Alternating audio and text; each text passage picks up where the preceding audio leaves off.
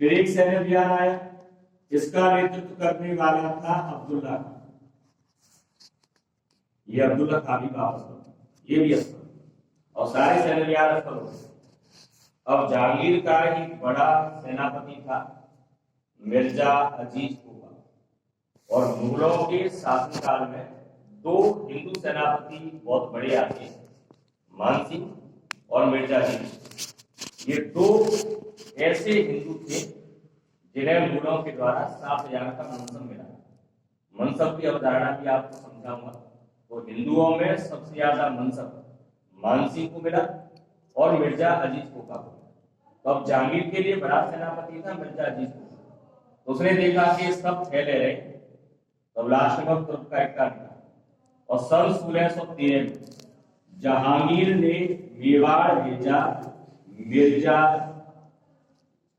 अजीज Coca, और ये मिर्जा अजीज Coca भी असफल होकर वापस। ये अमर सिंह की श्रेष्ठता थी कि लगातार होने वाले मुगल आक्रमणों को विफल किया था। अब जहांगीर बड़ा बेचैन था, चिंतित था कि इतने सारे सैन्य अभियान करते। ये तो मैंने मेन बताया, सैकड़ों सैन्य अभियान हुए थे, हर सैन्य अभियान असफल हो रहा था। तो जहांगीर ने मेवाड़ पर दबाव डालने के लिए, मेवाड़ पर ज्यादा से ज्यादा और आक्रमण करने के लिए एक काम किया। 1613 में अपनी राजधानी और दरबार चेंज कर दिया। जहांगीर की राजधानी कहाँ थी? आगरा। आगरा के लाल किले में जहांगीर का दरबार लगता था। अब यहाँ आगरा से मेवाड़ थोड़ा सा दूर पड़ रहा था, तो फिर जहांगीर ने सोचा कि मेवाड़ को तो जीतना ही एलियाऊ, और मेवाड़ को एलियाऊ जीतना है तो मेवाड़ पर आक्रमणों की जो फ्रीक्वेंसी है वो और बढ़ानी पड़ेगी, और आक्रमणों की फ्रीक्वेंसी बढ़ाने के लिए दरबार का ले जाना पड़ेगा पास। तो 1613 में जहांगीर अपने दरबार को लेकर चला गया अजमेर, और अजमेर में एक किला आता है अकबर का दुर्ग। इस अकबर दुर्ग से जहांगीर ने अपना दरबार संचालित किया, और 1613 से लेकर 1615 तक जहांगीर का दरबार अजमेर के अकबर दुर्ग में ही चला। और ये अमर सिंह की श्रेष्ठता थी कि अमर सिंह ने हिंदुस्तान के मुगल बादशाह को राजधानी दरबार बदलने के लिए मजबूर कर दिया। मजबूर होकर आया यहाँ अकबर के दुर्ग, जिससे ज्यादा से ज्यादा आक्रमण करना। अब यहां से आक्रमणों की फ्रीक्वेंसी बढ़ी, और 1613 में मुगल सेना का नेतृत्व करते हुए आया स्वयं जहांगीर। लेकिन जहांगीर भी असफल हुआ था। अब मुगलों ने एक गलत काम करना चालू किया। अब मुगल सेना मेवाड़ पर आक्रमण कर रही है, सैकड़ों आक्रमण हो रहे हैं, दूसरे दिन आक्रमण हो रहा है। उससे मेवाड़ में एक समस्या है। जब सेना आ रही है, मान लो 20,000 घुड़सवारों की सेना आ रही है, और 20,000 घुड़सवार एक साथ चलेंगे तो वे झगड़े थोड़ी चलेंगे, रोड पे कैसे आ जाएंगे? वे तो सीधे खेतर में पड़ेंगे। मेवाड़ के किसानों की खड़ी फसलों के खेतों के ऊपर से अपनी सेना निकाल दी, घोड़ों से हाथियों से सेना निकली तो फसल बर्बाद, फसल को चलकर बर्बाद हो, तो किसानों की फसलें बर्बाद होने लगी। मुगल सेना जब हार कर वापस लौट रही है, वो कहते हैं किसानी मिली खंबा पीछे, तो उसने खंबा नोचना चालू कर दिया। जब हार कर वापस लौट रहे हैं तो खड़ी फसलों में आग लगा दी, जानबूझकर खड़ी फसलों के ऊपर से सेना निकाली, किसानों की पकी पकाई फसल झाड़ियों में आग लगा दी, खलिहान जला दी, लौटते हुए गांव के गांव में आग लगाई। अब जनता परेशान, जनता की फसलें बर्बाद हो रही थी, घर जल रहे थे, गांव के गांव जलाए जा रहे थे विवाद। तो अब अमर सिंह के सेना नायकों ने अमर सिंह को एक सलाह दी कि अब वो समय आ गया है कि हमें संधि कर लेनी चाहिए, क्योंकि इतनी सामर्थ्य तो नहीं है मेवाड़ के पास कि मुगलों को मेवाड़ में घुसने से रोक सके। हम इतना कर सकते हैं कि वो आएंगे, हम लड़ेंगे, लड़ा के फिर खदेड़ेंगे, लेकिन इतनी बड़ी सेना तो हमारे पास है नहीं कि बॉर्डर पे ही मुगलों को रोक लें।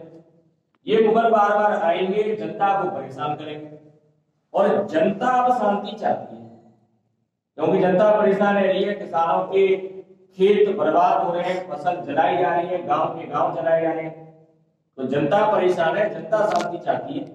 इसलिए प्रजा के हित में, जनता के हित में अब हमें राजीनामा करना चाहिए मुगलों के साथ। अमर सिंह तैयार नहीं था। फिर अमर सिंह ने कहा कि भैया इतिहास कलंक देखो, और इतिहास कलंक दे रहे हो। अमर सिंह ने कहा कि इतिहास कलंक देगा कि महाराणा प्रताप वीरता के साथ मुगलों के साथ संघर्ष करते रहे और उनके पुत्र ने पानी फेर दिया संधि। लेकिन सेना नायकों की, मंत्रियों की एक सही सलाह कि जनता शांति चाहती है, और हमारा जो शासन चल रहा है वो शासन किसकी वजह से चल रहा है? जनता की वजह से चल रहा है। बेकिसान वो जनता हमें टैक्स देती है, कर देती है, और उस कर से हम मुगलों से लड़ने लायक बनते हैं। जब किसानों की फसलें बर्बाद होंगी, जब किसानों के गांव जलाए जाएंगे, तो किसान हमें कर कहां से देगा? भाई किसी किसान की फसल के ऊपर से घोड़ा निकलेगी, फसल बर्बाद, या खलिहान में रखी फसल को मुगल सेना जला गई, तो वो बेचारा खुद भूखा पड़ रहा है और हमको टैक्स कहां से देगा? एक तो किसान टैक्स देने पर समर्थ है, हमारी आर्थिक स्थिति कमजोर होगी।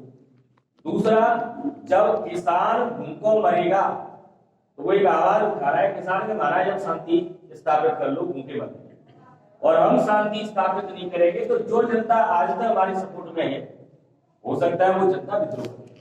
तो उन तमाम नेगेटिव परिस्थितियों की वजह से अमर सिंह संधि करने के लिए तैयार, और वह संधि कैसे हुई? 1615 में जहांगीर के पुत्र खुर्रम, जो बाद में शाहजहां के नाम से हिंदुस्तान का बादशाह, उस खुर्रम ने मेवाड़ पर आक्रमण किया, और इस आक्रमण के समय अमर सिंह संधि करने के लिए तैयार हुए। और 1615 में शाहजहां के साथ, बादशाह तो जहांगीर था, लेकिन जहांगीर का पुत्र था शाहजहां, इस शाहजहां के साथ अमर सिंह प्रथम ने संधि की, और यहाँ ये संधि करके मुगल आधीनता स्वीकार की, और यहां से मेवाड़ में शांति का जो दौर था वो आ गया। लेकिन ये संधि कैसी थी वो समझना जरूरी। राजीनामा दो तरीका के होते, एक तो राजीनामा में हम झुक गए, हमने कॉम्प्रोमाइज किया, और एक राजीनामा होता है कि हमारी ये शर्तें हैं, मान लो तो राजीनामा है, नहीं तो नहीं। तो अमर सिंह ने जो राजीनामा किया वो झुककर नहीं किया, संधि तो की, लेकिन अमर सिंह झुका नहीं। अपनी शर्तों के आधार पर अमर सिंह ने संधि की। जब ये संधि हुई 1615 में, उस समय अंग्रेज इतिहासकार इस संधि के समय उपस्थित था, उसकी आंखों के सामने संधि हुई, और वह अंग्रेज इतिहासकार था सर टॉमस।